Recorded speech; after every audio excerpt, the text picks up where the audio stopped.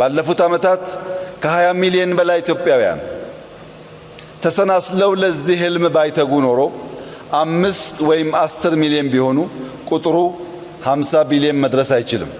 50 የደረስነው ቢሊየንስ ኢንቨስት አድርገን ሳይሆን ቢሊየን ቅልቦችን ደምረን ነውና የመደመር ጉልበት በችግኝ ጣቢያዎች ቦታ በሚያዘጋጁ የኤክስቴንሽን ሙያተኞች ቀድመው ቆፍረው መሬት በሚያሰናዱ ኢትዮጵያውያን ከነገ ጀምሮ ባለፉት ዓመታት እንዳደረግነው ሳይታክቱ 30 40 50 100 ችግኝ በመትከል ይህንን ህልም እውን በማድረግ የማይተካ ሚና የተጫወቱ ሰዎች ድምር ውጤት ነው።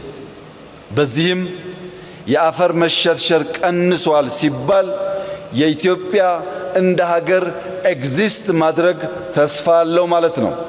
አፈር የሌለውና የማያበቅል የማያለማ የማያበላ ሀገር መሆን አይችልም። ዜጎቹ እየጣሉት ስለሚሄዱ ኢትዮጵያውያን ነቅተን አፈራችንን ከመሸርሸር መታደግ ባንችል በነበረው ሁናቴ ብንቀጥል በርካታ ዜጎቻችን መቀለብ ስለማንችል ዜጎቻችን ለመሰደድ ይገደዳሉ።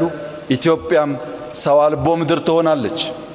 ያ እንዳይሆንና የለማች ተስፋይቱ ምድር ሰዎች የሚሸሿት ሳይሆን የሚመጡባት እንድትሆን የሚያስችል ታላቁ ሥራ በተፈጥሮ የተሰጠንን አፈር ከመጠበቅ ይጀምራልና የአፈር መሸርሸር መቀነስ፣ የደን ሽፋን ማደግ፣ የደን መራቆት ምጣኔ መቀነስ፣ የዝናብ መጠን ማደግ፣ የምግብ ማምረት አቅማችን መሻሻል፣ በቡና በሻይ በፍሩት የመጣው ተደምሮ በአፍሪካ ታላቁ ፕራክቲካሊ ለውጥ ያመጣ ስራ ተደርጎ ሊወሰድ ይችላል።